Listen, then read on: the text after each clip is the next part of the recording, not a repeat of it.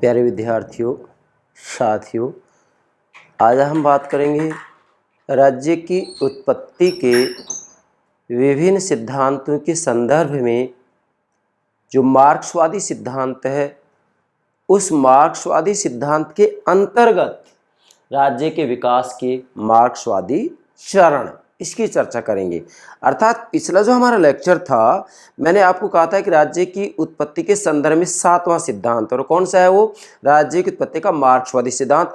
अब मार्क्सवादी सिद्धांत के अंतर्गत ही, मतलब राज्य की उत्पत्ति के मार्क्सवादी सिद्धांत के अंतर्गत ही राज्य के विकास के मार्क्सवादी चरण समझाऊंगा आज को मैं कल मैंने आपको बताया था, क्या बताया था कि भाई राज्य की उत्पत्ति का मार्क्सवादी सिद्धांत समझने के लिए जरूरी है, क्या जरूरी है कि राज्य के विकास के मार्क्सवादी चरण कौन कौन से हैं। जब तक इन 6 के 6 मार्क्सवादी चरणों को आप नहीं समझेंगे, तब तक मार्क्सवादी विचारधारा का जो अंतिम लक्ष्य है, क्या एक वर्ग विहीन और राज्य विहीन समाज की स्थापना, इसको नहीं समझ पाएंगे। मैं पुनः कह रहा हूं, वास्तविक रूप में मार्क्सवादी विचारधारा का अंतिम लक्ष्य है एक वर्ग विहीन और राज्य विहीन समाज की स्थापना।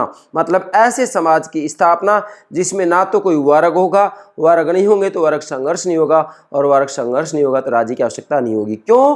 क्योंकि वास्तविक रूप में मार्क्सवादी सिद्धांत ये कहता है कि वास्तविक रूप में राज्य की उत्पत्ति वर्ग संघर्ष के कारण हुई है, और जब वर्ग संघर्ष समाप्त हो जाएगा तो राज्य भी समाप्त हो जाएगा। तो प्रारंभ किससे होता है? राज्य का वास्तविक रूप में वर्ग संघर्ष के कारण राज्य की उत्पत्ति होती है, और अंतिम जो छठी अवस्था है, साम्यवादी अवस्था, इसके अंतर्गत कोई वर्ग नहीं होगा, कोई वर्ग संघर्ष नहीं होगा। जब वर्ग संघर्ष नहीं होगा तो डेफिनेटली राज्य की भी कोई आवश्यकता नहीं होगी। इसलिए अंतिम जो छठी अवस्था है, साम्यवादी अवस्था, ये वास्तविक रूप में वर्ग विहीन और राज्य विहीन समाज की अवस्था कहलाएगी। मतलब मार्क्सवाद का जो अंतिम लक्ष्य है वो यही है कि एक वर्ग विहीन और राज्य विहीन समाज की स्थापना हो। तो प्राणों से प्यारे विद्यार्थियों, अब हम चर्चा करते हैं राज्य के विकास के मार्क्सवादी चरण, जिसमें कि हम 6 चरणों की चर्चा करेंगे। आपसे एग्जाम में किसी भी रूप में प्रश्न पूछा जाए, आंसर गलत नहीं होगा, बशर्ते कि जिस रूप में मैं आपको समझाऊं उस रूप में समझे। तो सबसे पहले मेरे प्राणों से प्यारे विद्यार्थियों, प्रतिदिन जो मैं एक लेक्चर मेरी यूट्यूब चैनल पर अपलोड करता हूँ, उसकी जानकारी, सूचना आपको प्राप्त हो सके, इसके लिए हमारे यूट्यूब चैनल को सब्सक्राइब अवश्य कीजिएगा।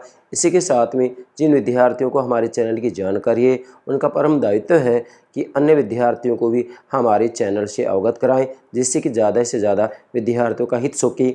और मैं ये चाह रहा हूँ कि न केवल हित ही हो, बल्कि पूरे भारत के अंतर्गत, न केवल भारत बल्कि विदेशों में पढ़ रहे विद्यार्थी भी हमारे चैनल से अवगत हों, जिससे कि वो राजनीति विज्ञान को किस रूप में समझना चाहिए, राजनीति विज्ञान को कितनी गहराई में जाकर, किस अंतः स्थल तक जाकर के समझना चाहिए, उन विद्यार्थियों का हित हो सके। इसलिए बेटा मैं आपसे कह रहा हूँ कि ज़्यादा से ज़्यादा विद्यार्थियों का ये परम दायित्व है कि जिनको हमारे चैनल की जानकारी हो गई है, वो सभी विद्यार्थियों को, जितने उनसे परिचित विद्यार्थी हैं, उनके मित्र मंडली के जो लोग हैं, उनको निश्चित रूप में हमारी वीडियो शेयर कीजिएगा, क्योंकि जितने ज़्यादा विद्यार्थियों को इसका पता लगेगा, उतने विद्यार्थियों का हित होगा। और मेरा मूल लक्ष्य ये है कि मेरे प्राणों से प्यारे विद्यार्थियों, मैं ये चाहता हूँ कि आपको मैं निःशुल्क रूप में, फ्री में वो बातें समझाऊँ जो कि आप ऐप खरीद करके 30-30, 35-35 हज़ार रुपये बिना मतलब खर्च करते हैं, वो खर्चा आपका बच जाए। मेरा मूल लक्ष्य ये है। क्यों?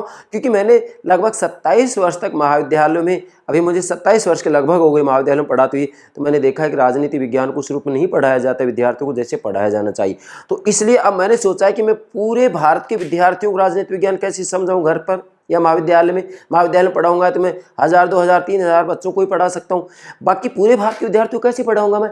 तो फिर मैंने ये लक्ष्य तय किया कि मैं YouTube चैनल के माध्यम से सभी विद्यार्थियों को मेरे विचारों से अवगत करा सकता हूं, और मैं उनको राजनीति विज्ञान गंभीरता से, गहराई से, श्रेष्ठ से श्रेष्ठ तरीके से समझा सकूं, इसलिए मैं ये प्रयास कर रहा हूं। तो प्राणों से प्यारे विद्यार्थियों, अब हम चर्चा करेंगे राज्य के विकास के मार्क्सवादी चरण। मतलब अभी राज्य की उत्पत्ति का मार्क्सवादी सिद्धांत ही चल रहा है। ये राज्य की उत्पत्ति के मार्क्सवादी सिद्धांत का पार्ट नंबर 2 बोल सकते हैं इसको हम, पार्ट नंबर 2, 022, ठीक है बेटा। अब मार्क्सवादी चरण को हम समझे राज्य के विकास को, इससे पहले कुछ बात समझना जरूरी है। जैसा कि मैंने पिछले लेक्चर में राज्य की उत्पत्ति का मार्क्सवादी सिद्धांत उसमें समझा भी दिया है, परंतु यहाँ भी जरूरी है मार्क्सवादी सिद्धांत अर्थात राज्य की उत्पत्ति का मार्क्सवादी सिद्धांत। अब मार्क्सवादी सिद्धांत क्या कहता है, ध्यान देंगे। सबसे पहले तो ये है कि राज्य की उत्पत्ति का जो मार्क्सवादी सिद्धांत है वह वास्तविक रूप में क्रांतिकारी दृष्टिकोण है, अर्थात ये आमूल चूर परिवर्तन चाहता है समाज व्यवस्था के अंतर्गत, और ये चाहता है कि अंततोगत्वा राज्य समाप्त हो जाना चाहिए। क्यों? क्योंकि राज्य एक हिंसक संस्था है, राज्य एक बनावटी संस्था है, राज्य की कोई आवश्यकता है ही नहीं। इससे पहले जो राज्य की उत्पत्ति के बारे में दैवीय सिद्धांत, शक्ति सिद्धांत, मात्र सत्तात्मक सिद्धांत, पितर सत्तात्मक सिद्धांत, सामाजिक समझौता सिद्धांत, ऐतिहासिक या विकासवादी सिद्धांत दिए गए हैं, वो इतना क्रांतिकारी सिद्धांत नहीं थे, जबकि राज्य की उत्पत्ति का मार्क्सवादी सिद्धांत वास्तव में एक क्रांतिकारी सिद्धांत है, इसलिए इसको क्रांतिकारी दृष्टिकोण कहा जाता है। अगली बात, वास्तविक रूप में ऐतिहासिक भौतिकवाद की उपसिद्धि मात्र है, अर्थात वास्तव में यहाँ पर जो ये मार्क्सवादी सिद्धांत है, जो ये राज्य की उत्पत्ति है, वो वास्तव में ऐतिहासिक भौतिकवाद की उपसिद्धि मात्र है। अब ऐतिहासिक भौतिकवाद क्या है, इसके लिए मैंने अलग से लेक्चर अपलोड कर रखा है, आप प्लेलिस्ट में देख सकते हैं। कहाँ? पश्चिमी राजनीतिक विचारकों के अंतर्गत मैंने ऐतिहासिक भौतिकवाद को स्पष्ट रूप में लगभग 45 मिनट का लेक्चर देते हुए समझाया है, तो बेटा वहां देख सकते हैं आप।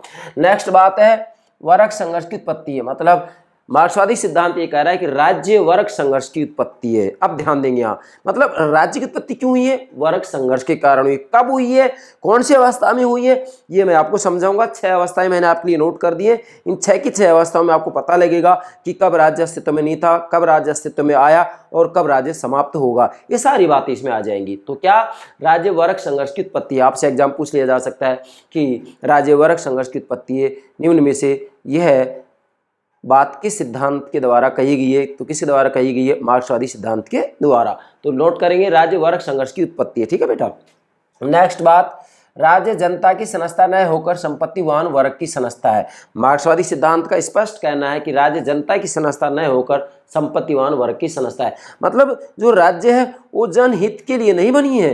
राज्य तो संपत्तिशाली लोगों ने, सत्ताधारी लोगों ने अपने स्वार्थ के लिए, अपनी संपत्ति की रक्षा के लिए, अपने जीवन की रक्षा के लिए बनाया है। मतलब राज्य नामक संस्था वास्तविक रूप में एक शोषण का यंत्र है। मार्क्सवादी सिद्धांत ये बात कह रहा है। अगली बात, जो संपत्तिहीन का दमन व शोषण करती है, मतलब वास्तविक रूप में जो राज्य है वो जनता की संस्था न होकर संपत्तिवान वर्ग की संस्था है, जो संपत्तिहीन का दमन व शोषण करती है। मतलब राज्य वास्तविक रूप में जो संपत्तिहीन है, कमजोर है, दुर्बल है, श्रमिक है, मजदूर है, उनका शोषण करने वाली संस्था है। इसलिए मार्क्सवादी सिद्धांत राज्य को एक शोषणकारी या शोषण की संस्था मानता है, शोषण का यंत्र मानता है। किसको? राज्य को। और वास्तविक रूप में राज्य को वर्ग संघर्ष की उत्पत्ति का मूल कारण मानता है। मतलब राज्य वर्ग संघर्ष की उत्पत्ति है। क्या? राज्य वर्ग संघर्ष की उत्पत्ति, मतलब वर्ग संघर्ष के कारण राज्य अस्तित्व में आता है, और वर्ग संघर्ष के कारण जो राज्य अस्तित्व में आता है वह राज्य जनहितकारी संस्था नहीं है, बल्कि कमजोर, दुर्बल, श्रमिक, मजदूरों का शोषण करने वाली संस्था है। कौन कह रहा है ये बात? मार्क्सवादी सिद्धांत। तो ये सब बातें आपको ध्यान में रखनी है। अब हम बात करेंगे राज्य के विकास की अवस्थाएं। बेटा ये जो राज्य के विकास की अवस्थाएं आ रही है ना, ये केवल हम मार्क्सवादी चरण की बात कर रहे हैं। मतलब राज्य की उत्पत्ति का जो मार्क्सवादी सिद्धांत है ना, वो मार्क्सवादी सिद्धांत के अंतर्गत ही राज्य के विकास के मार्क्सवादी चरण बताए गए। मतलब इसमें इन्होंने 6 चरण बताए, ये आपको ध्यान रखना है। कितने चरण बताए? इनकी 6 अवस्थाएं बताई हैं। अब शुरुआत करते हैं।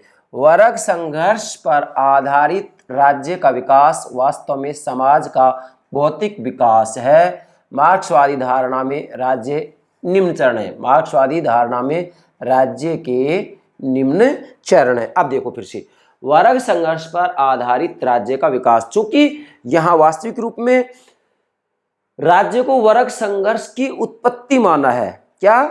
कि राज्य का जन्म किस लिए हुआ है? वर्ग संघर्ष की उत्पत्ति है ये राज्य। मतलब वर्ग संघर्ष के कारण राज्य का जन्म हुआ है। फिर से कह रहा हूं, वर्ग संघर्ष के कारण राज्य का जन्म हुआ है, इसलिए राज्य वर्ग संघर्ष की उत्पत्ति है। फिर बोल रहा हूं मैं, राज्य वर्ग संघर्ष की उत्पत्ति है, मतलब वर्ग संघर्ष के कारण राज्य का जन्म हुआ है, ये बात मार्क्सवादी सिद्धांत कह रहा है।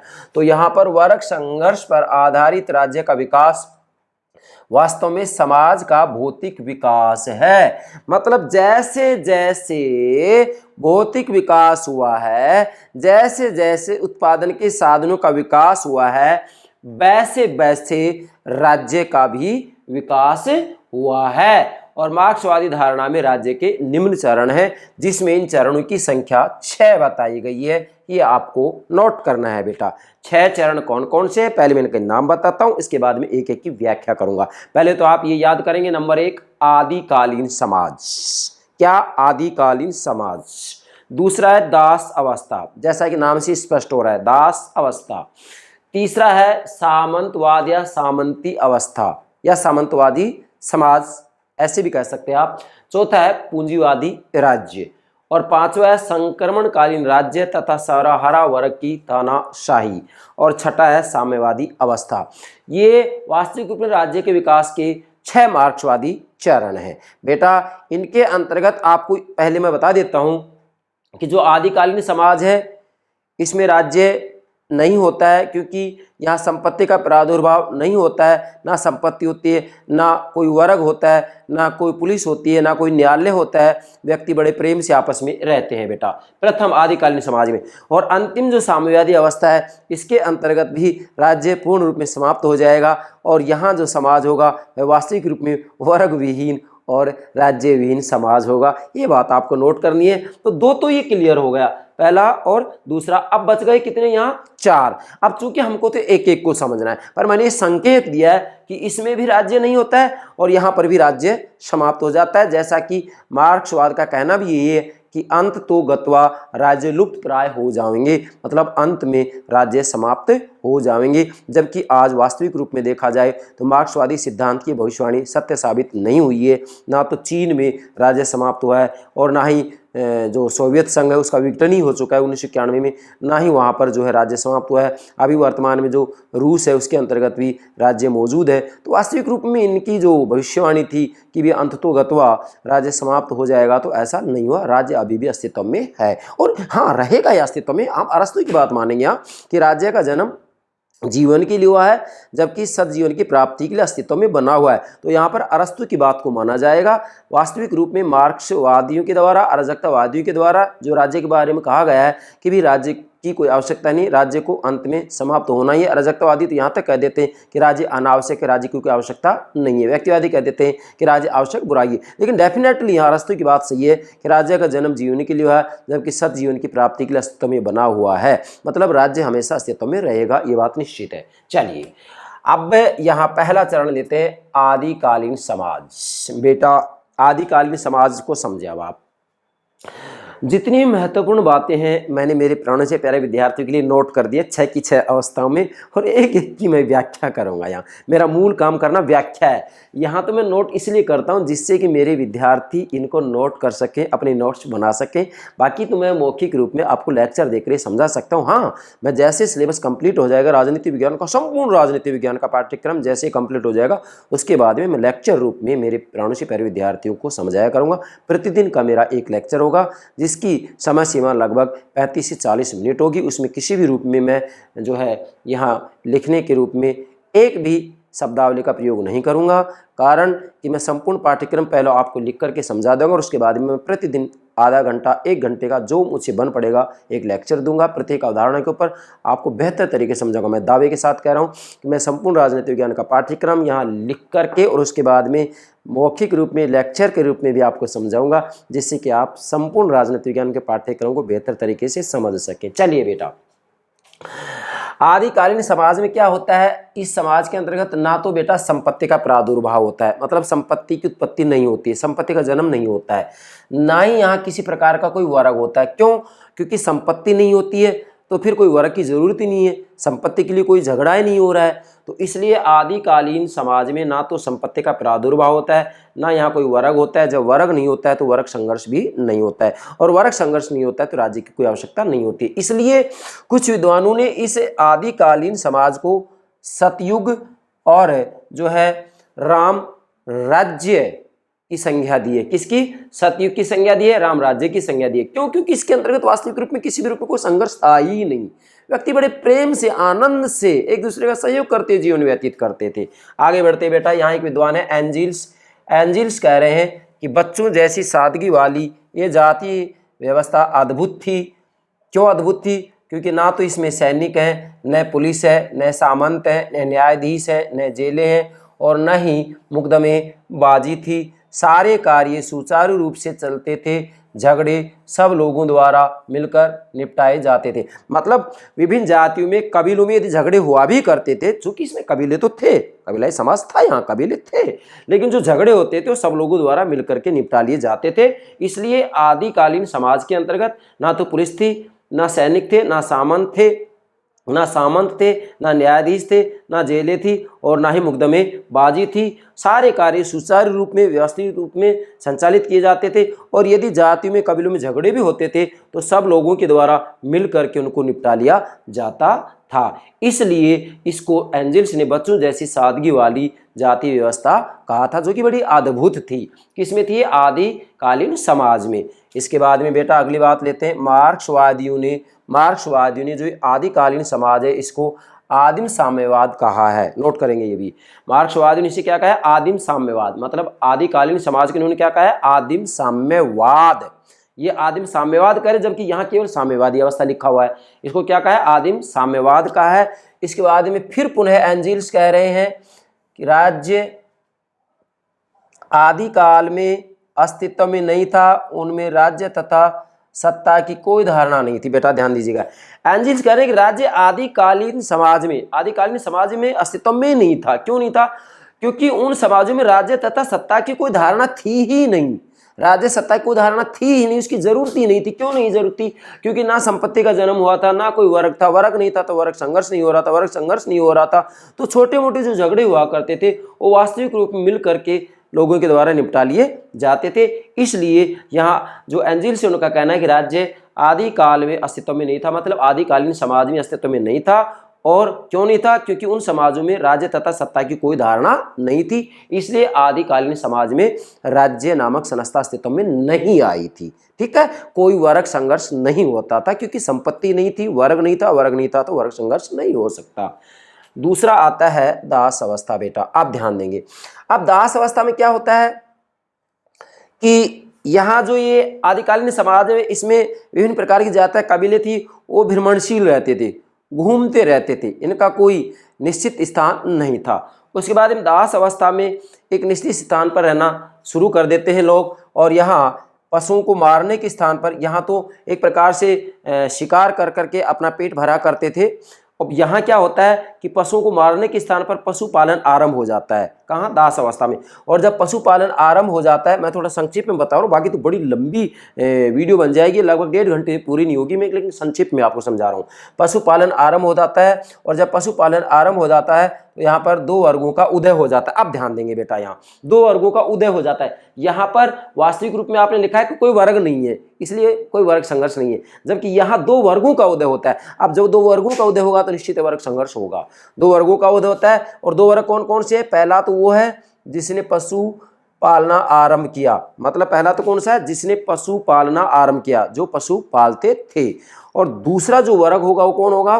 पुरानी उत्पादन व्यवस्था को बनाए हुए था, मतलब दूसरा वो था जो कि शिकार कर करके अपना पेट भरते थे। तो इस स्थिति में यहाँ पर 2 वर्ग बन जाते हैं। अब ऐसी स्थिति में हम कह सकते हैं कि उत्पादन की प्रथम प्रणाली यहाँ शुरू हो जाती है, मतलब दास अवस्था में उत्पादन की प्रथम प्रणाली शुरू हो जाती है। किससे?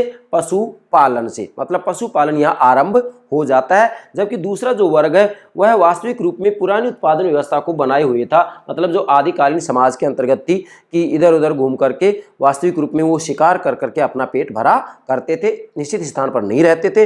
परंतु यहाँ पर जो प्रथम वर्ग है जिसने पशुपालन आरंभ किया, वो एक निश्चित स्थान पर रहना प्रारंभ कर देता है। इसके बाद में एंजिल्स ने कहा है, एंजिल्स ने इसे श्रम का प्रथम महत्वपूर्ण सामाजिक विभाजन माना। मतलब यहाँ पर जो ये दोनों वर्ग आते हैं, इसको एंजिल्स ने श्रम का प्रथम महत्वपूर्ण सामाजिक विभाजन माना, और इसी में श्रम विभाजन तथा विनिमय प्रणाली भी आरंभ हो जाती है। मतलब श्रम विभाजन तथा विनिमय प्रणाली, एक्सचेंज सिस्टम, विनिमय प्रणाली भी आरंभ हो जाती है। किसमें? इसी ही के अंतर्गत, दास अवस्था के अंतर्गत। विनिमय का मतलब होता है कि आप जो है, जैसे मान लीजिएगा हम ये कहें कि आप जो है एक प्रकार से घी जो होता है, घी को बेच करके उसके बदले में एक जूती या जूते का जोड़ा प्राप्त करें, तो वो एक प्रकार से विनिमय प्रणाली होती है। आरंभ हुआ। इसके बाद में क्या होता है? पशुओं के स्वामी संपत्तिवान और देख रेख करने वाला दास बन गए। अब ध्यान दें, यहाँ अब दो वर्ग बन गए ना यहाँ। तो पशुओं के जो स्वामी थे वो तो संपत्तिवान हो गए हैं, और जो पशुओं की देखरेख करने वाला था वो दास बन गए। तो डेफिनेटली यहाँ पर दो वर्ग बन गए। ठीक है, स्वामी और दास, दो वर्ग हो गए ना यहाँ। पहला स्वामी और दूसरा दास, दो वर्ग हो गए। इसके बाद में फिर लेनिन कहते हैं कि दासों को इंसान नहीं समझा जाता था। मतलब लेनिन का कहना है कि वास्तविक रूप में इस दास अवस्था के अंतर्गत दासों को इंसान नहीं समझा जाता था। वास्तविक रूप में यहाँ पर दासों को खरीदा और बेचा जाता था। इसलिए लेनिन कह रहे हैं कि दासों को यहाँ इंसान बिल्कुल भी नहीं समझा जाता था। और वास्तव में यहाँ पर जो दो वर्ग बन जाते हैं वो स्वामी और दास बन जाते हैं। स्वामी और दास, और जो स्वामी होते हैं वो दासों का शोषण करते हैं। क्या करते हैं? दासों का शोषण करते हैं। और फिर मैंने लिखा है यहीं से, मतलब दास अवस्था से यहीं से वर्ग, शोषण, राज्य तीनों का उदय हुआ। बेटा आप नोट करेंगे, मतलब दास अवस्था से ही वर्ग का जन्म होता है। क्योंकि यहाँ पर स्पष्ट मैंने लिख दिया है कि दो वर्गों का उदय हो जाता है, तो यहाँ पर यहीं से वर्ग का जन्म होता है। और जब वर्ग का जन्म होता है, दो वर्गों का जन्म होता है। एक जो है शोषक होता है, दूसरा शोषित होता है। मतलब एक शोषण करने वाला, दूसरा जिसका शोषण किया जा रहा है। शोषक और शोषित दो वर्ग होते हैं। आप देख सकते हैं स्वामी और दास। स्वामी शोषण करने वाले हैं, किनका शोषण किया जा रहा है? दास का शोषण किया जा रहा है। तो वास्तविक रूप में ये शोषक हो गए और ये शोषित हो गए। ठीक है बेटा, तो वास्तव में यहीं से वर्ग का जन्म होता है, यहीं से शोषण किया जाता है, स्वामी दास का शोषण करते हैं, और यहीं से राज्य का उदय हुआ। इसलिए वर्ग, शोषण और राज्य तीनों का उदय यहाँ हो जाता है। किसमें? दास अवस्था के अंतर्गत। ये आपको नोट कर लेना है, एग्जाम में किसी भी रूप में प्रश्न पूछा जा सकता है कि किस अवस्था के अंतर्गत वर्ग, शोषण और राज्य का उदय हुआ। तो आपका आंसर होगा दास अवस्था के अंतर्गत इसका उदय हो जाता है। जबकि आदिमकालीन समाज के अंतर्गत किसी भी रूप में ना तो कोई वर्ग था, ना कोई शोषण था, और ना कोई राज्य था। तीसरा सामंतवाद। बेटा सामंतवाद के अंतर्गत वास्तविक रूप में भूमि उत्पादन का साधन बन गई। अब यहाँ पर चूंकि देखो यहाँ इन्होंने पशुपालन आरंभ किया, अब ये एक निश्चित स्थान पर रहना प्रारंभ कर रहे हैं, तो ऐसी स्थिति में भूमि उत्पादन का साधन बन जाती है। अब भूमि उत्पादन का साधन बन जाती है तो इसके अंतर्गत वास्तव में जो सामंतवादी अवस्था है, इसमें जो समाज की व्यवस्था होती है वो पिरामिड प्रकार की होती है। कैसी होती है? इसमें जो भूमि का स्वामी होता है वो राजा होता है। उसके बाद में जो राजा होता है भूमि का स्वामी, वो सामंतों को अधिकार सौंप देता है। क्या कि इनको कुछ क्षेत्र दे दिए जाते हैं कि इन क्षेत्रों को आप संभालेंगे, और ये सामंत होते हैं वास्तविक रूप में ये कृषि मजदूरों से खेती पर काम करवाते हैं। और जो ये सामंत होते हैं ये खेती में काम नहीं करते हैं, बल्कि कृषि जो मजदूर होते हैं इनसे खेती पर काम करवाते हैं और बदले में इनको अनाज देते हैं। तो वास्तव में ये एक प्रकार से पिरामिड प्रकार का होगा। सबसे ऊपर है भूस्वामी का जो राजा होता है वो, उसके बाद में सामंत, और इसके बाद में कृषि मजदूर। अब यहाँ क्या होता है कि जो सामंत होता है वो मजदूरों को केवल अनाज देते थे, और इस श्रमिक वर्ग को सर्फ कहा जाता था। जो ये कृषि मजदूर था इसको सर्फ की संज्ञा दी जाती थी, कहा जाता था। और इसमें निरंकुश राजतंत्र की स्थापना हुई थी। किसमें? सामंतवाद के अंतर्गत निरंकुश राजतंत्र की स्थापना हो जाती है। और इस अवस्था में सामंतवाद के अंतर्गत दमन, हिंसा, अत्याचार और राज सत्ता की सामान्य बात थी। मतलब वास्तविक रूप में सामंतवाद के अंतर्गत दमन, हिंसा और अत्याचार ये राज सत्ता की सामान्य बात थी, आए दिन की बात थी। यहाँ पर दमन, हिंसा और अत्याचार प्रतिदिन होता रहता था। किसमें? सामंतवाद के अंतर्गत। इसके बाद में फिर जो चौथी अवस्था आती है वो आती है पूंजीवादी राज्य। पूंजीवादी राज्य में क्या होता है बेटा कि कृषि श्रमिकों और सामंतों में संघर्ष होता है। अब देखेंगे कृषि श्रमिक किसमें आते हैं? सामंतवाद के अंतर्गत, और जो ये सामंत होते हैं वो भी इसी में है। इसका मतलब यहाँ सामंत और जो कृषि मजदूर है इन दोनों में क्या होता है, संघर्ष होता है, क्योंकि यहाँ ये परेशान हो रहे हैं। भाई दो वर्ग बन गए यहाँ पर एक प्रकार से स्पष्ट रूप में, सामंत और कृषि मजदूर दो वर्ग बन गए। अब दोनों में वास्तविक रूप में जो सामंत है वो इनका शोषण कर रहे हैं, क्योंकि केवल काम के बदले भी अनाज देते हैं, बाकी वास्तविक रूप में फायदा कौन उठाते हैं, सामंत। ये खेती में काम नहीं करते बल्कि इनसे कृषि मजदूरों से काम करवाते हैं, इसलिए ये शोषण करने वाले हो जाते हैं। कौन, सामंत। इनका किया जाता है कृषि मजदूरों का। तो ऐसी स्थिति में क्या होता है, कृषि श्रमिकों मतलब जो कृषि मजदूर है, कृषि श्रमिकों और सामंतों में संघर्ष होता है, और इस संघर्ष का जो लाभ उठाता है वह व्यापारी वर्ग ने इसका लाभ उठाया। किसने उठाया, व्यापारी वर्ग ने इसका लाभ उठाया। और व्यापारी वर्ग ने जब लाभ उठाया तो वास्तविक रूप में ऐसी स्थिति में यहाँ फिर मशीनों का आविष्कार होता है और कारखानों की जो है स्थापना होती है। जब कारखानों की स्थापना हो जाती है तो ऐसी स्थिति में फिर पूंजीपति वर्ग का उदय होता है, क्योंकि कारखानों के अंतर्गत जिन लोगों के पास पूंजी होती है वही लगा सकते हैं, इसलिए पूंजीपति वर्ग का यहाँ उदय होता है। और जब पूंजीपति वर्ग का उदय होता है तो वास्तविक रूप में इनके द्वारा श्रमिकों का शोषण प्रारंभ कर दिया जाता है। तो इसमें भी पूंजीवादी राज्य के अंतर्गत भी दो वर्ग बन जाते हैं, पूंजीपति वर्ग और श्रमिकों का वर्ग। तो यहाँ पूंजीपति वर्ग श्रमिकों का शोषण करते, यहाँ भी शोषण हो रहा है, यहाँ पर भी वर्ग संघर्ष हो रहा है। अब जो विद्वान है एक विलियम मोरिस, ये कह रहे हैं कि दंडनायक, न्यायाधीश, पुलिस कर्मचारी तथा सैनिक, आधुनिक डाकू, पूंजीपति के पिस्तौल तथा तलवार होते हैं। बहुत महत्वपूर्ण बात है, आपको नोट करना है, एग्जाम पूछ लिया जाता है। क्या बेटा, विलियम मोरिस कह रहे हैं कि दंडनायक, न्यायाधीश, पुलिस कर्मचारी तथा सैनिक, कौन कौन, दंडनायक, न्यायाधीश, पुलिस कर्मचारी तथा सैनिक, आधुनिक डाकू पूंजीपति के, मतलब जो पूंजीपति, इसको डाकू की संज्ञा दी गई है कि ये डकैत हैं पूंजीपति। तो ये कह रहे हैं कि आधुनिक डाकू पूंजीपति के पिस्तौल तथा तलवार होते हैं। मतलब जो ये डाकू पूंजीपति, पूंजीपतियों को डाकू कह रहे हैं कि ये जो डाकू पूंजीपति हैं वास्तविक रूप में इनके पिस्तौल तथा तलवार कौन है, दंडनायक, न्यायाधीश, पुलिस कर्मचारी और सैनिक। ये क्या है, इनके इन डाकू पूंजीपतियों के पिस्तौल और तलवार है। इन पिस्तौल और तलवार के माध्यम से इस श्रमिकों का शोषण करते हैं। क्यों, क्योंकि स्पष्ट रूप में कहा गया है मार्क्सवादी सिद्धांत के द्वारा कि राज्य की स्थापना सत्ताधारी लोगों ने, संपत्तिशाली लोगों ने अपने जीवन और संपत्ति की रक्षा के लिए की है। इसलिए राज्य वास्तविक रूप में एक शोषण का यंत्र है और न्यायालय, पुलिस, कानून, इनकी स्थापना इन्होंने अपने जीवन और संपत्ति की रक्षा के लिए की है। इसलिए वास्तविक रूप में जो विलियम मोरिस है, इनका कहना बिल्कुल सही है कि जो डाकू पूंजीपति हैं, इन डाकू पूंजीपतियों के जो पिस्तौल और तलवार है, मतलब ये जो डाकू पूंजीपति हैं इनके पिस्तौल और तलवार कौन है, दंडनायक, न्यायाधीश, पुलिस कर्मचारी तथा सैनिक। इनका प्रयोग ये पिस्तौल और तलवार के रूप में करते और किसके ऊपर करते हैं, श्रमिकों के ऊपर करते हैं। इन श्रमिकों का ये शोषण करते हैं। ठीक है बेटा। इसके बाद में अब जो पांचवी अवस्था आती है, क्योंकि यहाँ पर पूर्ण रूप में श्रमिकों का शोषण किया जा रहा है, तो फिर अगला आता है संक्रमणकालीन राज्य तथा सर्वहारा वर्ग की तानाशाही। बेटा अब क्या होता है, वास्तविक रूप में इस चौथी अवस्था के अंतर्गत ये पूंजीवाद जो होता है वो पतन के अंतिम चरण पर आ जाता है। क्यों, क्योंकि यहाँ श्रमिकों का बिल्कुल मैं ये कहूँगा इतना खून चूसा जाता है कि श्रमिक बहुत ज़्यादा परेशान हो जाते हैं। मार्क्स के शब्दों में बहुत ज़्यादा परेशान हो जाते हैं, बहुत ज़्यादा दुखी हो जाते हैं। इसलिए कार्ल मार्क्स ने अपनी पुस्तक दास कैपिटल के अंतर्गत पूंजी में कहा भी है कि विश्व के मजदूरों तुम एक हो जाओ, तुम्हारे पास खोने के लिए कुछ भी नहीं है और यदि खोने के लिए तो तुम्हारे पैरों में पड़ी हुई बेड़ियां हैं। मतलब ये तो विश्व के मजदूरों को एक कर रहा है। किस लिए कर रहा है कि पूंजीपतियों का सफाया करना है। जब तक पूंजीपतियों का सफाया नहीं होगा, पूंजीपति वर्ग का नाश नहीं होगा, तब तक वास्तविक रूप में साम्यवाद की अवस्था लाई नहीं जा सकती है और हमेशा के लिए वर्ग संघर्ष बना रहेगा।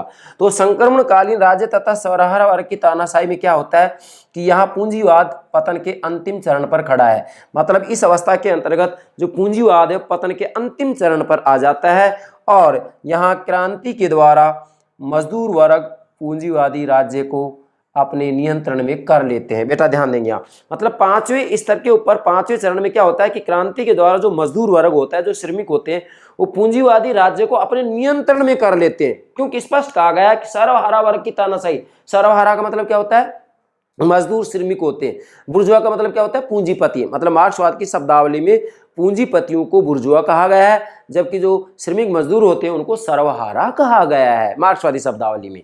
चलिए बेटा, क्रांति के द्वारा मजदूर वर्ग पूंजीवादी राज्य को अपने नियंत्रण में कर लेते हैं और यहीं से संक्रमणकालीन यहीं से संक्रमणकालीन राज्य का प्रारंभ होता है या यही संक्रमणकालीन राज्य है। मतलब क्रांति के द्वारा मजदूर वर्ग पूंजीवादी राज्य को अपने नियंत्रण में कर लेते हैं, पूंजीवादी राज्य को अपने नियंत्रण में कर लेते हैं। कौन?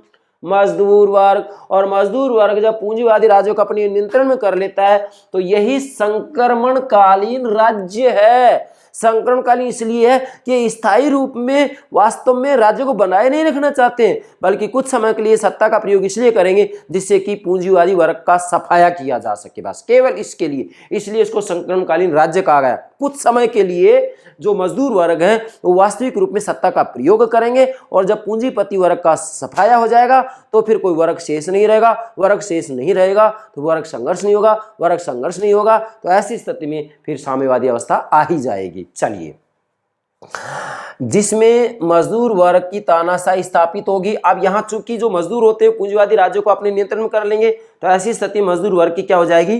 तानाशाही स्थापित होगी। और इस राज्य का उद्देश्य, कौन से राज्य का उद्देश्य? इस संक्रमणकालीन राज्य का उद्देश्य, जो मजदूर वर्ग है जिन्होंने पूंजीवादी राज्यों को अपने नियंत्रण में ले लिया, इसका उद्देश्य, इस राज्य का उद्देश्य पूंजीवाद के अवशेषों को समाप्त करना तथा साम्यवाद का मार्ग प्रशस्त करना है। मतलब इस संक्रमणकालीन जो राज्य का उद्देश्य है वो उद्देश्य क्या है? पूंजीवाद के अवशेषों को समाप्त करना। मतलब पूंजीवाद का कोई अवशेष शेष नहीं रहना चाहिए। यहाँ पर जो ये डाकू पूंजीपति है जो पिस्तौल और तलवार के रूप में दंडनायक, न्यायाधीश, पुलिस कर्मचारी तथा सैनिकों का प्रयोग करते हैं, ये सब संस्थाएं समाप्त हो जानी चाहिए, इनकी कोई आवश्यकता नहीं है, स्पष्ट रूप में कहा जा रहा है। इसलिए इस राज्य का उद्देश्य पूंजीवाद के अवशेषों को, मतलब पूंजीवाद का कोई अवशेष शेष नहीं रहना चाहिए, पूंजीवाद की कोई निशानी शेष नहीं रहनी चाहिए। तो पूंजीवाद के अवशेषों को समाप्त करना तथा साम्यवाद का मार्ग प्रशस्त करना है। मतलब संक्रमणकालीन राज्य का जो उद्देश्य है वो ये है कि मजदूर वर्ग पूंजीवादी राज्यों को अपने नियंत्रण में ले लेगा और उसके बाद मजदूर वर्ग की तानाशाही स्थापित हो जाएगी। और ये मजदूर वर्ग की तानाशाही कुछ समय के लिए रहेगी। किस लिए रहेगी? इसलिए रहेगी कि वास्तविक रूप में इसका उद्देश्य पूंजीवाद के जो कुछ अवशेष है, जो निशान है, उनको समाप्त कर देंगे और साम्यवाद का मार्ग प्रशस्त कर दिया जाएगा। और उसके बाद में साम्यवाद का मार्ग प्रशस्त कर देंगे तो फिर छठी अवस्था आ जाती है साम्यवादी अवस्था। नोट करें, साम्यवादी अवस्था। इसमें क्या होगा? पूंजीवाद के बाद समाजवादी और उसके बाद साम्यवादी समाज की स्थापना होगी। बेटा आप ध्यान देंगे भाई, यहाँ वास्तविक रूप में सबसे पहले देखो, इधर देखिएगा कि पूंजीवादी राज्य है यहाँ पर। अब पूंजीवादी राज्य के बाद में समाजवादी समाज की स्थापना होगी। यहाँ पर स्पष्ट है कि समाजवादी समाज की स्थापना होगी। संक्रमणकालीन राज्य जिसको कहा जा रहा है, कुछ समय के लिए जो मजदूर होते हैं इन मजदूरों का शासन होगा, लेकिन कुछ समय के लिए होगा, जब तक कि जो पूंजीवाद है इसके अवशेष समाप्त नहीं होंगे तब तक ये सत्ता का प्रयोग करेंगे। जैसे ही पूंजीवाद के अवशेष समाप्त हो जाएंगे तो निश्चित रूप में यहाँ पर फिर कोई वर्ग नहीं बचेगा, सभी समान हो जाएंगे। इसलिए पूंजीवादी समाज के बाद समाजवादी समाज और उसके बाद साम्यवादी समाज की स्थापना होगी। ये तीन बातें होगी, यहाँ पर पूंजीवाद, यहाँ पर समाजवाद और यहाँ पर साम्यवादी समाज की स्थापना हो जाएगी। साम्यवाद की समाज की स्थापना होगी, फिर से बोल रहा हूं मैं, साम्यवादी समाज की स्थापना होगी। और यहाँ व्यक्ति की वास्तविक स्वतंत्रता का इतिहास आरंभ होगा। अर्थात वास्तविक रूप में साम्यवादी अवस्था के अंतर्गत ही व्यक्ति की वास्तविक स्वतंत्रता का इतिहास आरंभ होगा। यह व्यक्ति पूर्ण रूप में स्वतंत्र होगा। क्यों? क्योंकि यहाँ वास्तविक रूप में कोई वर्ग संघर्ष नहीं है, कोई राज्य नहीं है, कोई पुलिस नहीं है, कोई न्यायालय नहीं है, किसी भी रूप में किसी व्यक्ति का कोई शोषण नहीं होगा। इसलिए सभी व्यक्ति स्वतंत्र रूप में अपना जीवन व्यतीत करेंगे। क्यों? क्योंकि यहाँ उत्पादन व वितरण के साधनों पर सामूहिक स्वामित्व होगा। बेटा ध्यान दीजिएगा, उत्पादन व वितरण के साधनों पर सामूहिक स्वामित्व होगा। जैसे उत्पादन के साधन क्या होते हैं? भूमि, पूंजी, श्रम, संगठन और साहस। भूमि, पूंजी, श्रम, संगठन और साहस, ये उत्पादन के साधन होते हैं।